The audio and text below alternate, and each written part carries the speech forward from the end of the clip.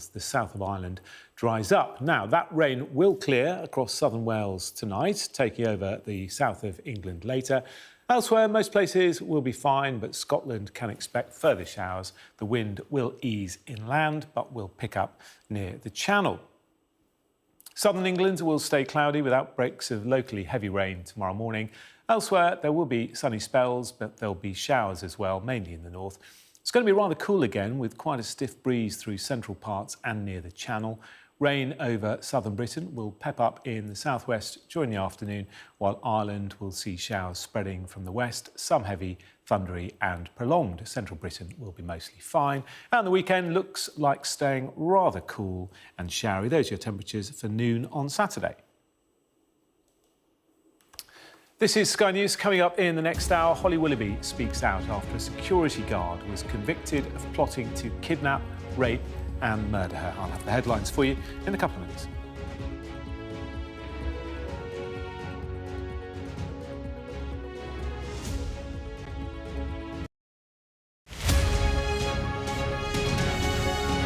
It was a tough decision. We normally would not interfere. We would normally absolutely let nature take its course.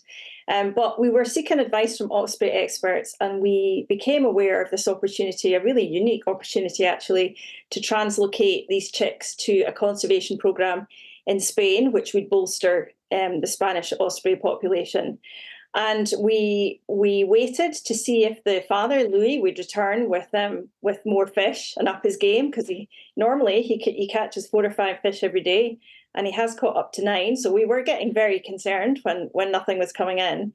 And we left it for 24 hours, still nothing. We left it other 24 hours, still nothing, no father. Eventually, he produced 1 fish, which is just simply not enough to keep the family going. The weather, as you can see on the film there, was horrendous, and that makes fishing difficult. We suspect he was ill, and that's why he wasn't able to bring in his normal catch rate. And then, so what we did was we made a tough call. We decided we would kind of hand feed, supplementary feed, for 24 hours to see if the situation would improve, and it didn't. And this happened twice, and eventually we decided to be very pragmatic about it, and we decided this opportunity was too good to waste, and we would get the chicks out of the nest and hand them over in the hope that there would be better chances of survival for them and for the parent birds as well. Yes, what's going to happen? Well, interestingly, we think he's been ill, we think he's been unwell, but actually in the past 24 hours we've seen him back around the nest. We've seen him fetching enormous branches and moving them, which is a good sign. And we've even seen him bring a fish in. So we think he's on the mend. We've also, interestingly, seen another male hovering around the nest, probably trying to interest Dorca, the female, but so far she's not taken any interest whatsoever, and I don't think that she will. So we don't really know what's going to happen with nature. We never ever do. We just kind of have to wait and see. But you can jump online and watch the activity. We've got this marvelous community of people who comment and update people who want to get to know the story a bit better.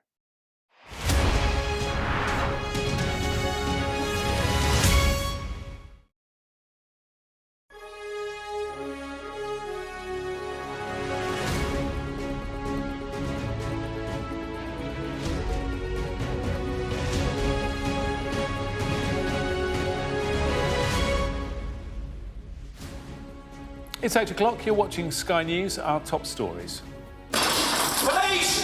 Stay where you are! Do not touch anything! A security guard obsessed with Holly Willoughby is found guilty of plotting her kidnap, rape and murder. Tonight, the TV presenter has spoken out after Gavin Plum's conviction, saying no woman should be made to feel unsafe in her own home. Also ahead. You are under arrest at the moment on suspicion of sexual activity with a child. A teacher is jailed for 6.5 years for having sex with 2 schoolboys and having a baby with one of them. Party leaders vote and millions head to the polls around the UK. Full coverage on Sky News from 9 p.m. Israel sends a team to resume ceasefire talks as Sky News witnesses the suffering of those caught up in the war in Gaza. And the Royal Navy sends a warship to the Caribbean to help with the clean-up from Hurricane Beryl, with 10 people now known to have been killed.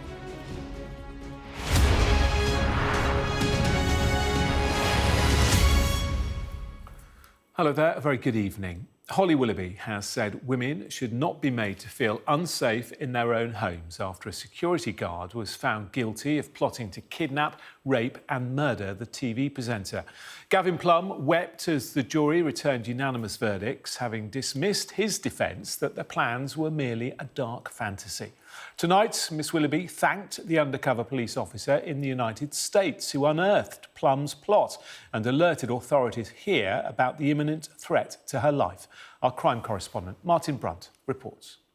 I only really got out my front door to put a bin bag in the bin just outside the flat. And that's every few days. This was Gavin Plum discussing his obesity on a BBC show. When I'm in pain, the pain gets so bad that it's crippling. Gavin Plum was a man, said the prosecutor, whose concern over his own problems masked his vile treatment of women. He was obsessed with TV presenter Holly Willoughby, but fantasy wasn't enough. He wanted the real thing and planned to kidnap, rape and kill her. He tried to recruit accomplices. He had thousands of pictures of Miss Willoughby. The prosecutor said he was going to abduct her at the home she shared with her husband. Jurors were told Plum revealed his plot in online voice messages. Right, plan of action. I'll give you a brief rundown. Basically, we're going to hit it at night. Less traffic on the road, etc. Chloroform both of them. That way then they can both be easily restrained. And to help him restrain Miss Willoughby, he had this. Hands and ankle shackles. The detective in charge described Plum as a dangerous and predatory man. Today, Gavin Plum remains where he belongs, behind bars. At Essex Police, we will continue to do all we can to seek out those intent on causing harm to women and girls, and like this defendant, put them behind bars. In a chat room called Abduct Lovers, Plum encouraged others to join his plot. Holly Willoughby was his profile picture. He called himself Big Bear. Plum was also the administrator of an online group for Holly Willoughby obsessives. Some posted deep fake pornographic photographs of the TV presenter. Such pictures were made illegal last year. 3rd of the 10th, 2023. Holly. Plum, a security guard, was arrested after detailing his kidnap plot to an undercover cop in the United States. The officer believed Plum posed an imminent threat to Miss Willoughby. Police! Stay where you are! Do not touch anything! You're under arrest for conspiracy to kidnap. Who? Holly Willoughby. I'm not going to lie, she's a fantasy of mine. I mean, she's a fantasy of a lot of girls, isn't she? Later, Plum said he knew what police were after.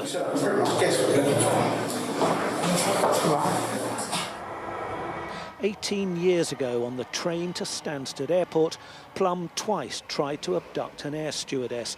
He was carrying an imitation gun. He got a suspended sentence. 2 years later, he was jailed after confronting 2 teenage girls at work in Harlow and tying the hands of one of them. Plum spent most of his time at home playing online games, according to a former girlfriend who'd followed the trial. It really has shocked me, to be fair, because that's not the person that I knew. He never showed any signs when I knew him. None whatsoever. So the fact that he's gone like this, I don't even know how to explain it. Plum's neighbours rarely saw him, but one heard him. You'd hear conversations occasionally in the garden.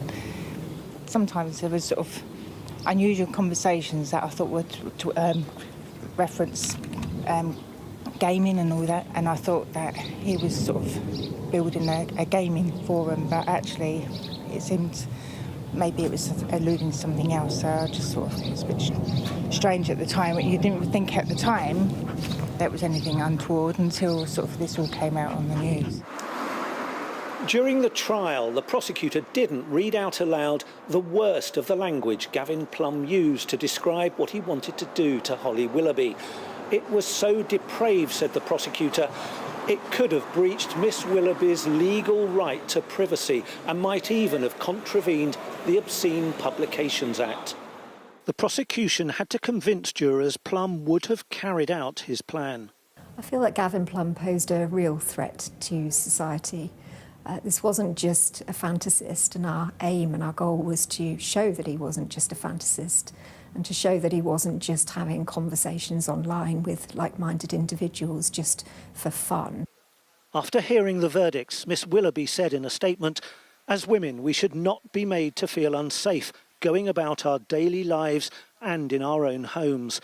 I will forever be grateful to the undercover police officer who understood the imminent threat and to the Metropolitan and Essex police forces for their swift response." Hi, good morning and welcome to your Wednesdays this morning. The host of ITV's This Morning show, Holly Willoughby, knew nothing of the alleged plot but quit her job soon after. She waived her right to anonymity, though she wasn't called to give evidence. She's since resumed her TV career. Martin Brunt, Sky News, Chelmsford Crown Court. Yeah, coming up, we'll find out. A teacher who had sex with 2 schoolboys and had a baby with one of them has been jailed for 6.5 years. Rebecca Joins, who's 30, groomed her victims from the age of 15, was on bail for sexual activity with the first boy when she became pregnant by the second. Lisa Dowd reports. Hi, we're looking for Rebecca. Yeah, it's me. Yeah, we're going to come in for a second. As the allegations are put to teacher Rebecca Joins, her jaw drops.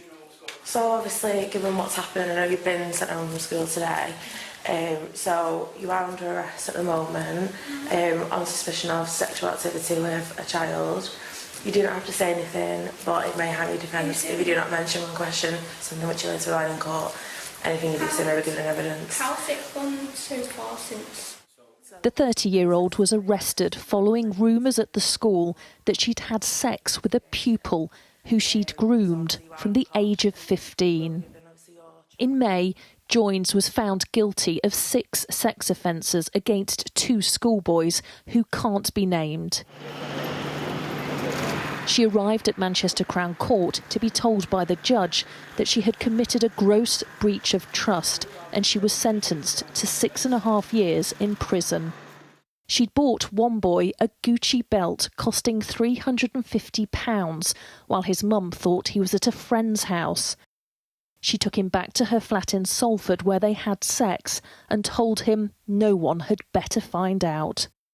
While she was on bail and suspended from her job, she began having sex with a second teenager. She gave birth to his child earlier this year. In a statement, he said, "I was coerced, controlled, manipulated, sexually abused and mentally abused. The months after the abuse happened to me was a very dark time. I felt backed into a corner. I had just lived a double life for 18 months behind my family's back." The necessity for the arrest is obviously to protect the vulnerable. Prosecutors described Joins as a sexual predator, and police paid tribute to the bravery of the victims in speaking out. Lisa Dowd, Sky News. Now, there are less than 2 hours left to vote in the general election. Millions have had the chance to say who they want to represent them in 650 parliamentary constituencies. And there were, of course, 1 or 2 furry friends seen waiting patiently outside polling stations. Sky's Daniel Henry has all the key moments from the day so far. The decisions made today about local MPs will dictate the UK's next government in Westminster. Votes are being cast across 650 constituencies, with some bringing their furry friends. Already this morning, the leaders of the main parties have been out and about casting their votes. The Prime Minister, Rishi Sunak, and his wife visited a polling station in North Yorkshire. The Labour leader, Sir Keir Starmer, also accompanied by his wife, cast his vote this morning in London, while the Liberal Democrat leader, Sir Ed Davey, voted in South London. The Scottish First Minister, John Swinney, was out in Burlington near Perth in Scotland, and the Green Party's co-leader, Carla Denyer, was in Bristol. Some, like Reform UK leader Nigel Farage, have already cast a postal ballot. Voters are being reminded to carry their ID so that they can cast their ballot at polling stations like this. Sky News will bring you the full story first on the general election, with special coverage as the results roll in through the night. Daniel Henry, Sky News. As Daniel was saying, full coverage of the election results as they come in. Join us for Election Night Live from 9 o'clock tonight here on Sky News. Here's Kay Burley with a taste of what's to come. It's finally here, Election Night Live. What do I need to get me through the night, apart from these two fantastic humans? It's great to see you. What do you need? What keeps the energy up? Need caffeine, need my Diet Coke, Diet Coke addict, and maybe a little bit of salt in there, so some crisps, maybe a bit of Parma ham. Parma ham. I know, fancy. Notions, I've got notions. As you said, your mother wouldn't recognise you. What about you, Andy? If I wasn't on the telly, it would be a lager or two, just to sort of de-stress after a long campaign. But yeah, I'll go with the Parma ham. Bit of toast. Do you have a toaster? Sharing. Caring is sharing. Yeah. Toaster in the Sky Sports studio. Yeah, we've got that. I think you'll find it's the Election Night Live studio. You've taken it over. I get the feeling this is a permanent Kay Burley takeover. I think it is. I think it is. Look what else I've got. There we go. Do these help? Am I going to have to tell Gary Neville, or are you going to have to? I'm not going to say no. I mean, will you say no on the night? No, I will take one. No. Yeah, a red one. A red one. No, are you going to tell Gary Neville? Do you want me to tell him that you're evicting him from his studio? OK. I'll do that tomorrow on my way home. Yeah. I mean, can't talk now, can you? I can't talk. No. This is the first time ever, I think, in my life. Can't talk. That's the thing to do for later on. We'll see you from 9 o'clock this evening here on Sky. Stay tuned our way. Let's take a look now at some of the day's other top stories. And a woman has pleaded guilty to murdering her parents and hiding their bodies for more than 4 years. Virginia McCulloch poisoned her father John and stabbed her mother Lois in 2019, then told persistent lies to relatives about their whereabouts. Their deaths were uncovered last year after their GP raised concerns with police. McCulloch, who is 36, will be sentenced in October. Thousands of people have evacuated their homes in Northern California, where wildfires are burning.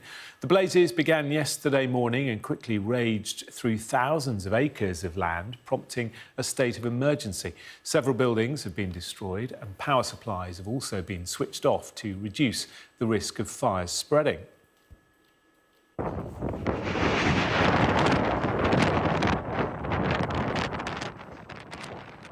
Now, these are some holiday snaps. A group of tourists have captured dramatic pictures of Mount Etna erupting whilst taking selfies. The European Space Agency says the volcano in Sicily is in an almost constant state of activity. Etna can erupt more explosively like this due to variations in the chemical composition of its magma. To the Middle East now. Children make up almost half of Gaza's population. And after 9 months of war, the fears of famine grow ever greater. Sky News has witnessed the immense levels of suffering among those caught up in the conflict. Our Middle East correspondent, Alistair Bunkle, has this report, which includes distressing images from the stars. The chances of a newborn baby surviving in Gaza now are not good. This child is only a few days old and fighting for her life. The bones of her exposed ribcage heave up and down as each small breath takes great effort. She barely has the strength to keep living. Look at how the nappy dwarfs her skeletal body. Her mother is so malnourished herself that she cannot breastfeed, and so her baby is dying because she cannot get the nutrition that newborns so desperately need. Within 2 weeks, we detected more than 250 patients of malnutrition. This were all detected in the our hospitals, which means that this number of most likely increase in the coming days. Amjad is 3 years old, but weighs only 5 kilos. His mother stays by his bed all day, helpless to do very much but cuddle her son. Amjad has now left Gaza for emergency treatment with a few other desperately ill children. They were driven across the border into Israel and then Egypt. There is hope that they will survive. Much of Gaza is now just a network of streets and alleys, lined by high mounds of rubble and the shells of homes and shops. Fuel is scarce, so donkey and cart is the best way to get around, if you're lucky. Otherwise, it's on foot. In northern Gaza, children queue with their pans or plastic buckets, patiently waiting for the daily handout of food. It is well into the summer here now. Temperatures are regularly into the mid or high 30s. Today's meal is plain rice. A couple of scoops will have to feed the whole family. Some of the children thrust their bowls to the front, desperate not to miss out. When it's almost all gone, they scrape what they can from the bottom. Nothing can go to waste. Old or young, war has little respect for age, and it is always, always the most vulnerable who suffer the most. Alistair Bunkle, Sky News, in Jerusalem. Well, tonight there's fresh hope over a ceasefire deal, with Israel sending negotiators to discuss a new Hamas proposal. I spoke to Alistair a little earlier. We think they have changed their position on one key area of a potential ceasefire agreement, a key area that has thus far been a real sticking point, and that is whether or not a ceasefire is permanent from the start, or whether it's something that's to be negotiated as a truce goes on. Now, the Israeli position has always been that they would not agree to a ceasefire, a permanent ceasefire, from the outset.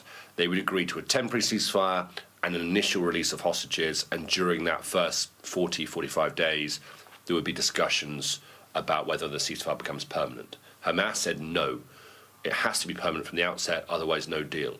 But the reports are, and the usual caveats apply, but the reports is that Hamas has now said, okay, we are willing to go into a hostage negotiation, a hostage release deal, without the ceasefire being permanent from the start. So that would signify a major shift in Hamas's position. And I think if there's an indication as to how seriously the Israelis are taking it, Benjamin Netanyahu has spoken to President Biden in the last hour or so. He has convened his security cabinet for tonight, and he is sending a delegation to carry out the negotiations that will be headed by the head of the Mossad, the intelligence agency, not by some junior official just to sort of pay lip service to the talks, but by the head of the Mossad. And I think that shows that Netanyahu is taking it seriously. Yeah, that's significant, isn't it? So a glimmer of hope there, Alistair. But what about the situation in the north? Yeah, that is really, really bad, and is very much on a sort of on an edge up there. The Israelis are threatening a ground invasion if diplomacy doesn't work, and diplomacy is not working at the moment. There is a daily exchange of fire between the two sides.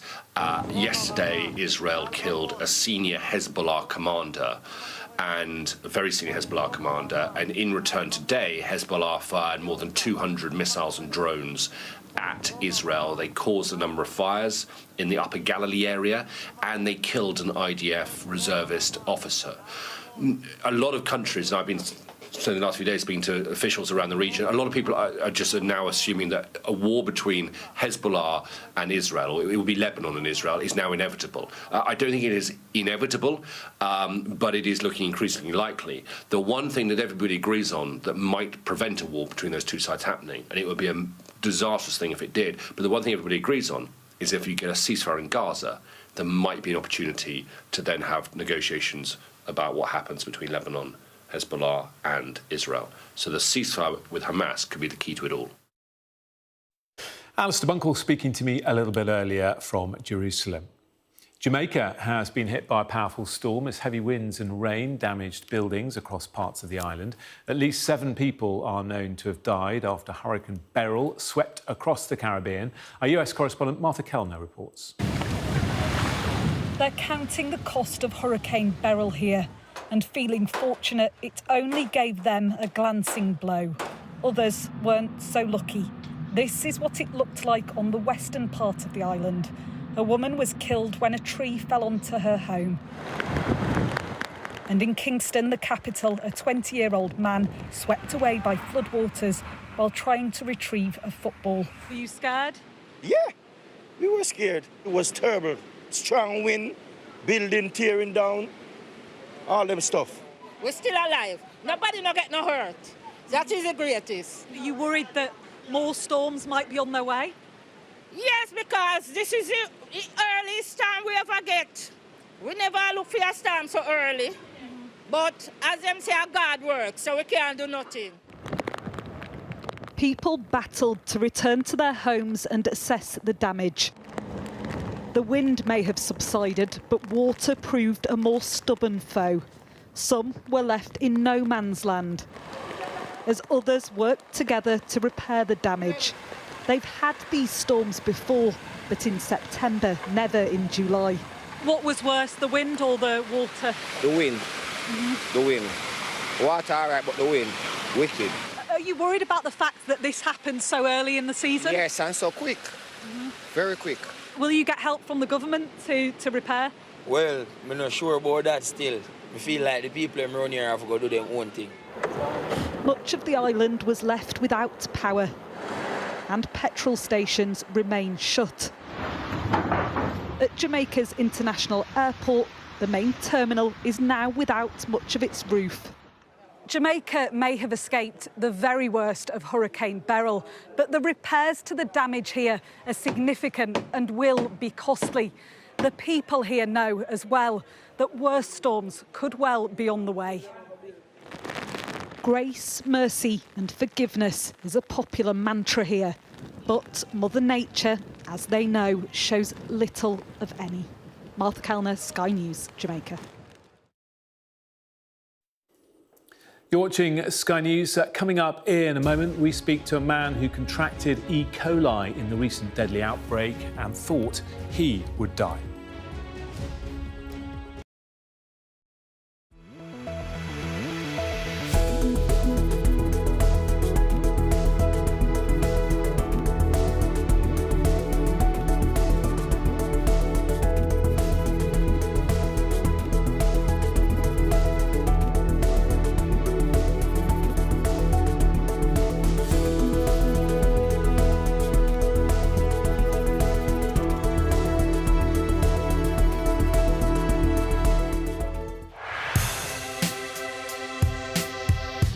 I'm Martin Brunt, and I'm Sky's crime correspondent. My most memorable story was, and still is, the disappearance of Madeleine McCann. Please, please do not hurt her. Please give our little girl back. We aim to be the best and most trusted place for news. For detectives, the first 48 hours after a murder are crucial in the search for clues. The public expects them to find Jill Dando's killer soon. The British detectives are planning to meet forensic experts, academics and even witch doctors. I remember the grimmest case, the Soham murders of schoolgirls Holly and Jessica. I felt I can't undo what's happened, but I can help explain it. Ian Huntley was arrested and charged within a fortnight of the murders. I've never murdered anyone. I've never raped anyone. What am I in jail for? The parole board has to decide if Bronson needs to be kept locked up for the safety of the public. My biggest challenge was to persuade a jailed diamond thief to answer my letters. Martin Brunt, Sky News at the Old Bailey.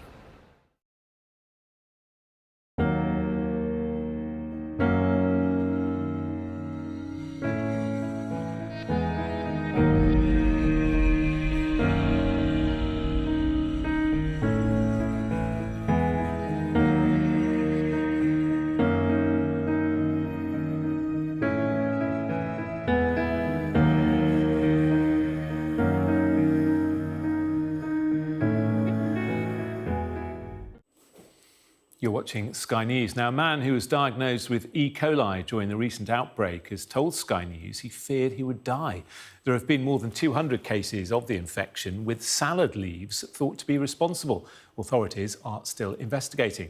Our chief North of England correspondent, Greg Milam, reports.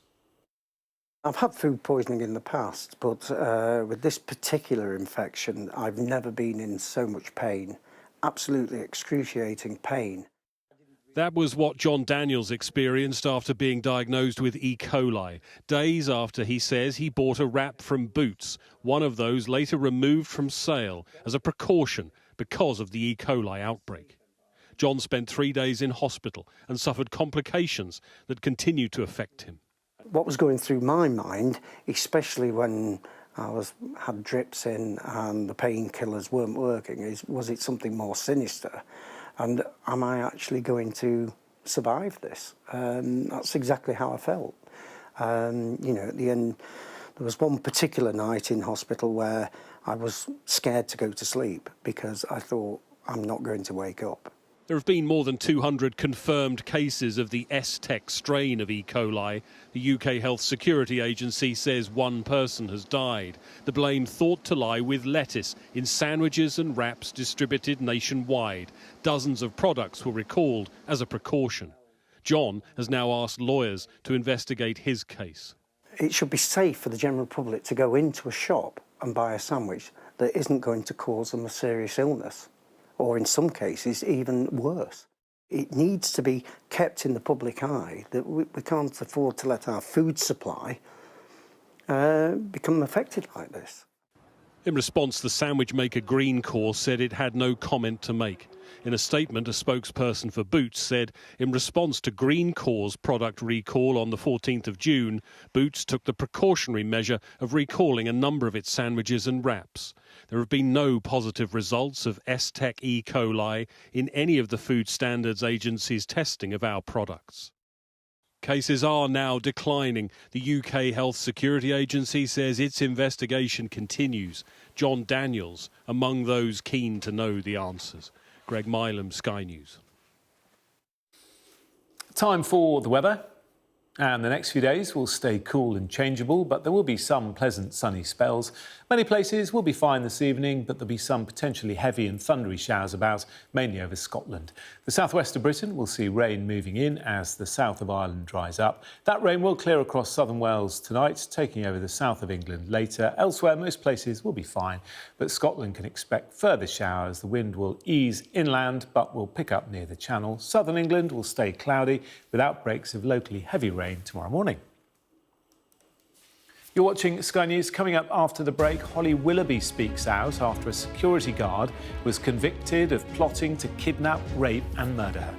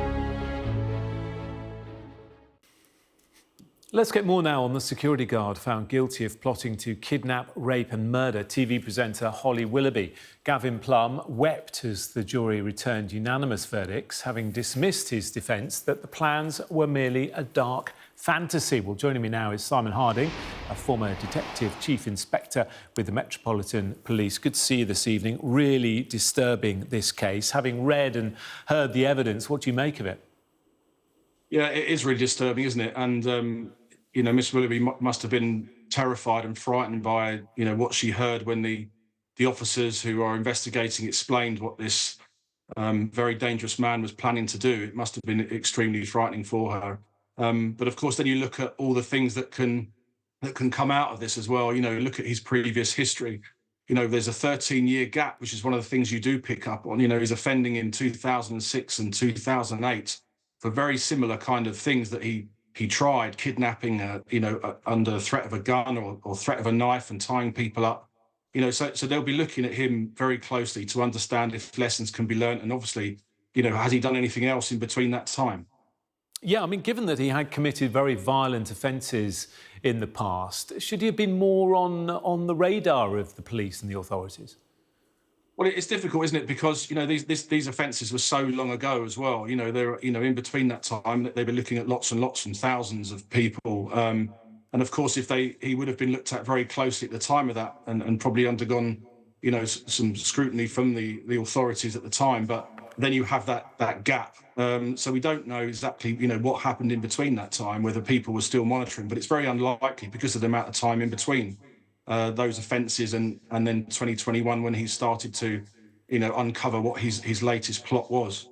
Yeah, and what was particularly fascinating about this case is that there was an undercover American police officer working online. How common is that for police to be patrolling the sort of the darkest corners of the internet, if you like? Yeah, well, I mean, it's obviously not too common, but, you know, I worked in counter-terrorism and that's the sort of thing that some of those dark internet places that people go for, you know, for plots of this kind of nature or, you know, can access the dark web and these chat rooms and talk to people who have similar mindsets is unfortunately too common in the internet. And the American officers do look through that quite a lot. And there is a lot of liaison between British police and Americans in all sorts of areas of worry such as that. And we've seen cases in this country where, you know, in the cases where the two girls were killed in Wembley, Bieber Henry and Nicole Smallman, you know, the guy who did that was looking at satanic websites from America and was picked up, you know, from by various authorities doing that. So, you know, it's not too common, but yes, it does take place. And thank goodness that the American cop acted in the way and the swiftness, you know, not even knowing who Miss Willoughby was, that he acted so swiftly to make sure that, you know, he wasn't able to carry out those offences. Yeah, and you mentioned those social media chat groups. One was called Abduct Lovers, where people outline abduction fantasies. Quite incredible, isn't it? Do you think social media companies need to be more responsible? Well, they do liaise with the police quite often, and you know, certainly in my time in the police, you know, a lot of social media companies would help and endeavour to try and take these down, but there are so many, and you know, once one gets taken down, it pops up in a different guise somewhere else. So it's very difficult to do that and take down all of them. But you know, people within the policing authorities in all countries around the world, in fact, you know, look at this and do their best to try and, you know, take them down and try and take those who are responsible for those and find sort of some way of dealing with them as well. But it's incredibly difficult, as we know, because the internet is such a huge area for this, targeting vulnerable people, targeting people with mental health, targeting violent people in these kind of ways. Holly Willoughby bravely waived her right to anonymity as the victim of a plot like this, which involved a sexual offence. Does that help the prosecution? Well, she wasn't, you know, she obviously was entitled to anonymity because there's sexual offences involved in this and you know, her right, she could have stayed completely anonymous. But she wasn't also involved in the investigation. They didn't feel that there was a necessity to take a statement from her or call her as a witness or anything because she was completely unaware this had happened. So it's certainly in terms of the awareness that it's given around you know, again, this issue with violence against women and girls, certainly as somebody coming out and saying this, you know, and her support for people, for the police and the authorities doing work to try and prevent it, will certainly help.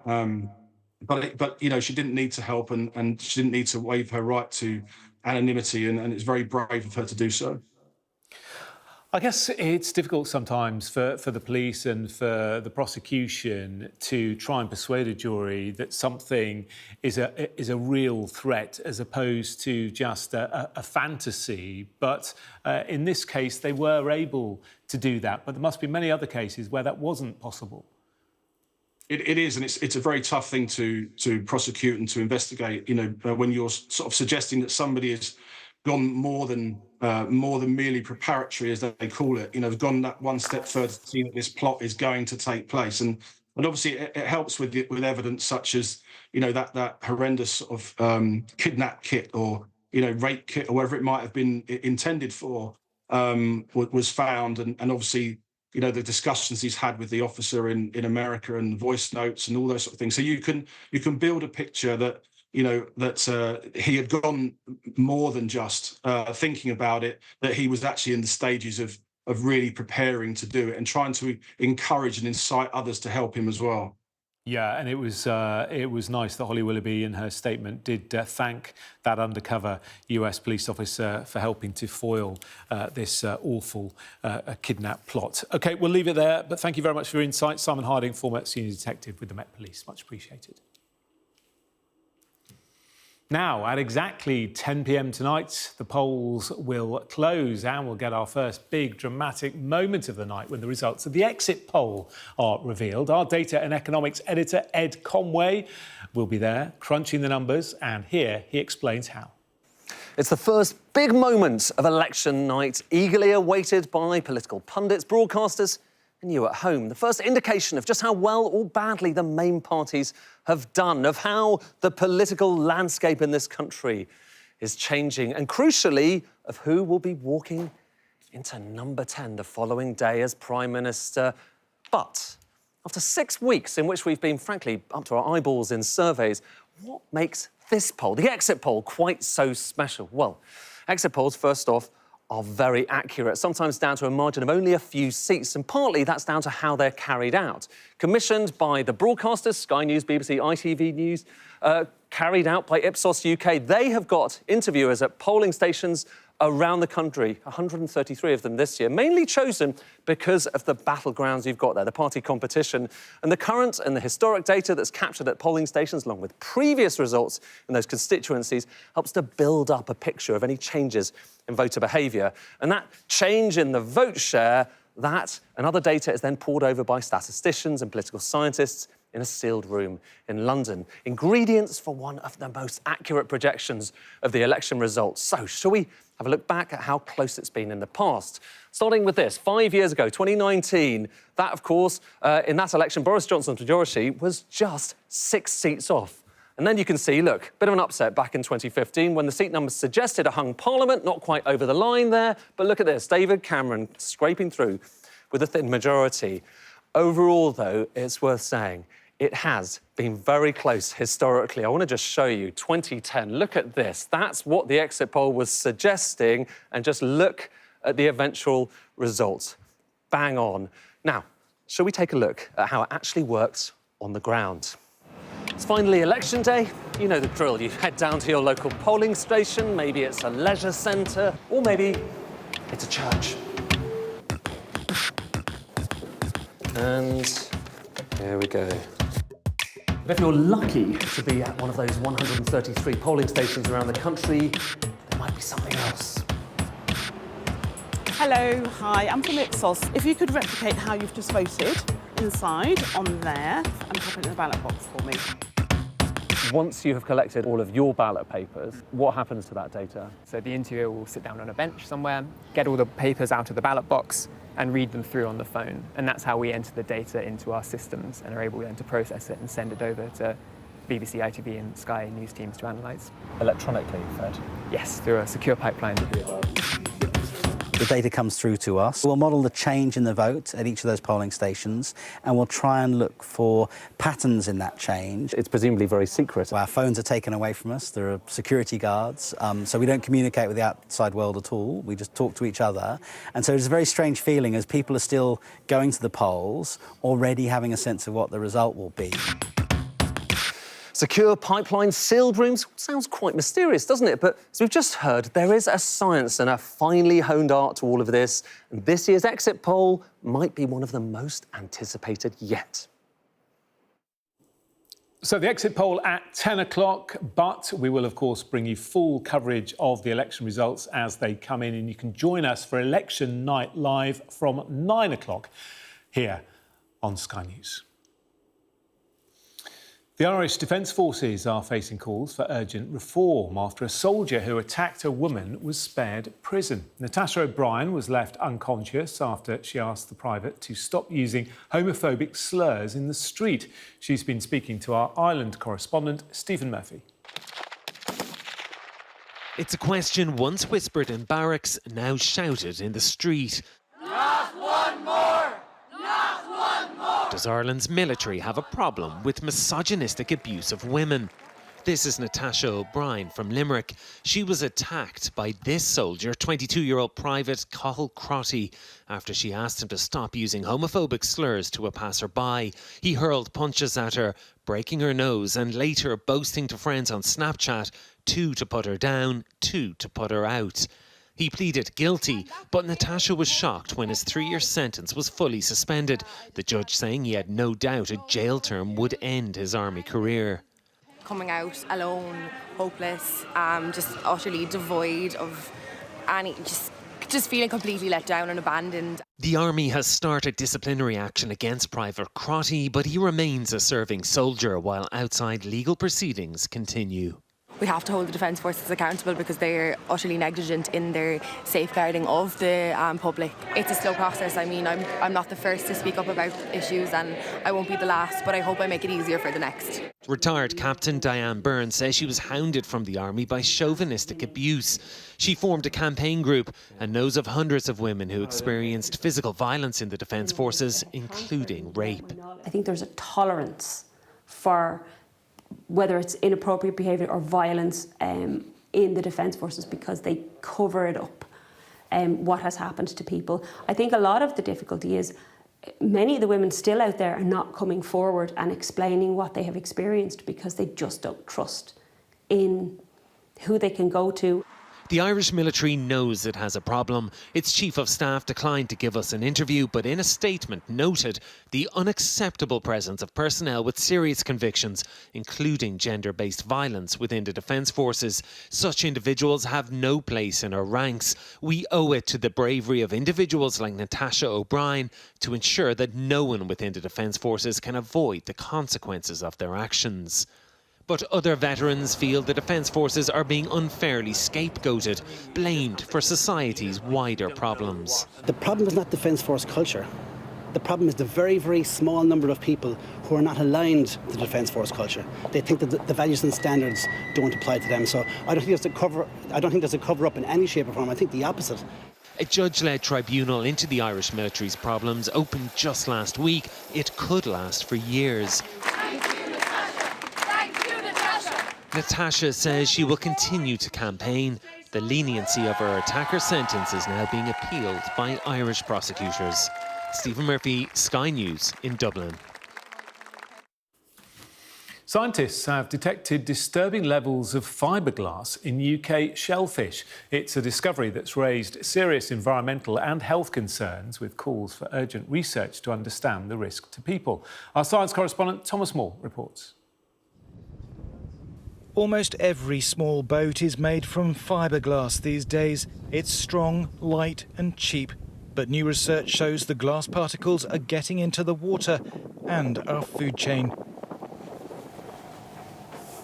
With a high-powered microscope, scientists have studied oysters and mussels collected on the south coast of England and found for the first time tiny shards of glass inside the shellfish. Here you can see there are multiple glass shards. In just 1 kilogram of oysters, they found more than 11,000 glass particles. some embedded in the body tissue. The glass fibre is causing inflammation in all of the areas where it's found. We don't know what that means for human health yet, but it is likely that something similar will be happening. So the question is, at what concentrations does that become a problem? Fiberglass has been widely used to make boats since the 1960s, but just like plastic, there is growing concern about the environmental pollution.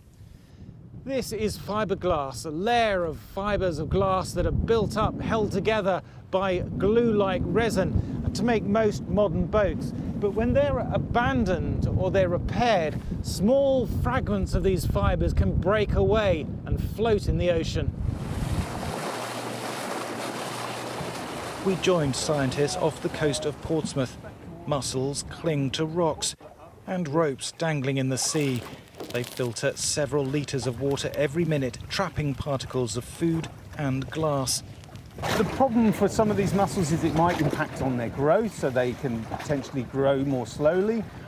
Some of those particles might be directly toxic to the mussel, so it could impair other functions. But then there's a potential that those mussels, as they're eaten by other organisms like fish, could then pass those particles on to those other organisms, and then they accumulate up the food chain. The scientists say people can continue to eat shellfish, but there needs to be more research on the effects of glass fragments on our health and tight regulations so boats aren't left to fall apart in the water. Thomas Moore, Sky News in Portsmouth. This is Sky News. Coming up, more on the breaking news. Defeat for brothers Andy and Jamie Murray at Wimbledon in the day billed the Battle of the Brits. Sport is next.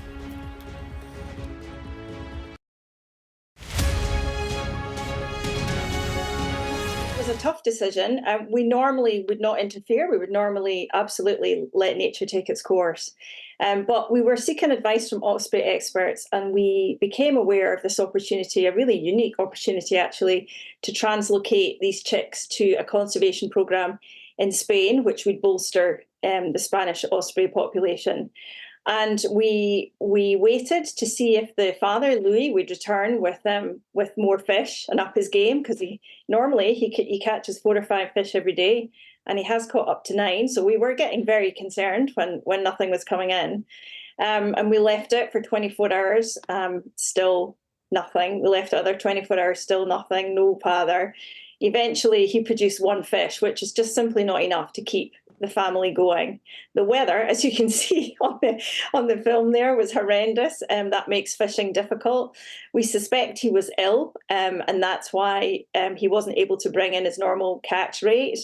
And then, so what we did was we made a tough call. We decided we would kind of hand feed, supplementary feed for 24 hours to see if the situation would improve, and it didn't. And this happened twice, and eventually we decided to be very pragmatic about it, and we decided this opportunity was too good to waste, and we would get the chicks out of the nest and hand them over in the hope that there would be better chances of survival for them and for the parent birds as well. Yes, what's going to happen? Well, interestingly, we think he's been ill, we think he's been unwell, but actually in the past 24 hours we've seen him back around the nest. We've seen him fetching enormous branches and moving them, which is a good sign. And we've even seen him bring a fish in. So we think he's on the mend. We've also interestingly seen another male hovering around the nest, probably trying to interest Dorca, the female, but so far she's not taken any interest whatsoever, and I don't think that she will. So we don't really know what's going to happen with nature. We never ever do. We just kind of have to wait and see. But you can jump online and watch the activity. We've got this marvelous community of people who comment and update people who want to get to know the story a bit better.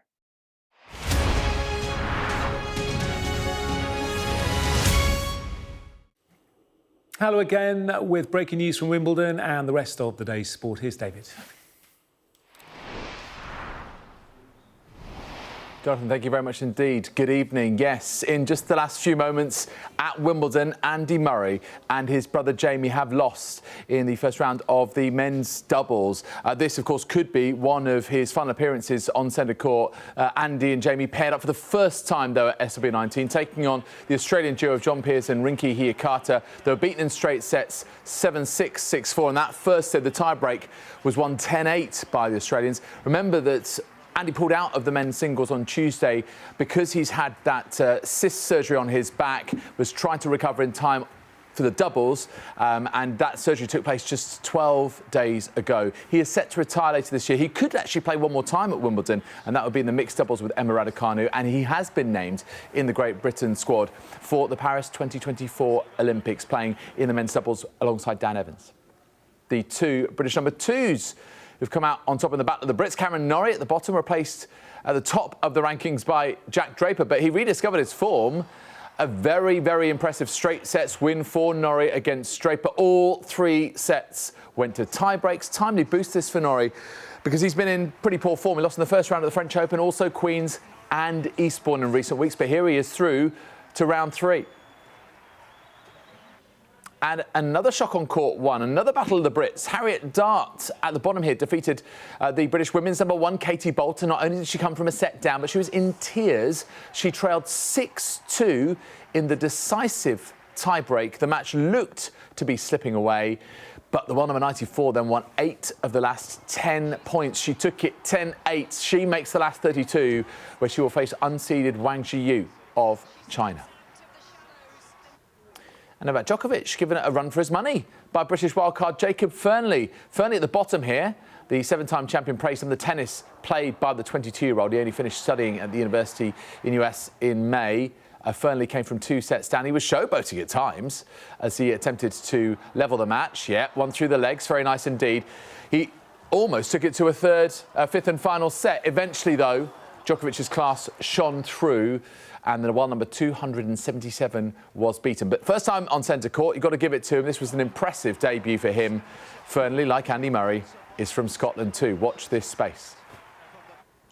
England's Euro 2024 quarter-final against Switzerland is less than 48 hours away. There is a huge decision for Gareth Southgate to make. England likely to switch to 3 centre-backs for the first time in a competitive match since the Euro 2020 final against Italy 3 years ago, as Rob Dorset explains. Whilst I've been told that Gareth Southgate is significantly ahead in his planning for a back three, and that's how he feels right now. It's what England have been practicing in training, both earlier today in the closed training session and yesterday. If you've got 3 centre-backs, there's an awful lot of options you can still do ahead of that. And it was explained to me that Jude Bellingham and Phil Foden as number 10s behind Harry Kane was something they've practiced, and that would be significant. Manchester United manager Erik ten Hag has signed a new contract until 2026, ending months of speculation about his future. He is also expected to add former striker Ruud van Nistelrooy to his coaching staff. Arsenal have signed goalkeeper David Raya for around £27 million from Brentford. The Spain international won the Premier League Golden Glove whilst on loan with the club last season. The Wolves defender Max Kilman is having a medical at West Ham after an offer of around £40 million was accepted. Non-league Maidenhead United will get a giant bonus thanks to a sell-on clause of up to 20% when Kilman moved to Wolves in 2018. Now, ahead of this weekend's Formula One British Grand Prix, teenager Oliver Bearman has signed a multi-year contract to race for Haas next year. Bearman became Britain's youngest ever Formula One driver when he made his debut for Ferrari in Saudi Arabia in March and scored points in that race. There is a reaction to Andy and Jamie Murray's defeat at Wimbledon, plus all the rest of the day's news at the Euros, live right now on Sky Sports News. We're back here a bit later. Let's take a look at the weather. So the next few days will stay cool and changeable, but there will be some pleasant sunny spells. Many places will be fine this evening, but there'll be some potentially heavy and thundery showers about, mainly over Scotland, the southwest of Britain, we'll see rain moving in as the south of Ireland dries up. Now, that rain will clear across southern Wales tonight, taking over the south of England later. Elsewhere, most places will be fine, but Scotland can expect further showers. The wind will ease inland, but will pick up near the Channel. Southern England will stay cloudy with outbreaks of locally heavy rain tomorrow morning. Elsewhere, there'll be sunny spells, but there'll be showers as well, mainly in the north. It'll be rather cool again with quite a stiff breeze through central parts and near the Channel. Rain over southern Britain will pep up in the southwest during the afternoon, while Ireland will see showers spreading from the west, some heavy and thundery and prolonged. Central Britain will be mostly fine, and the weekend looks like staying rather cool and showery. Do stay with us here on Sky News. Coming up next, Election Night Live. Full coverage through the night with Kay Burley, Beth Rigby and our teams around the country as the general election results come in.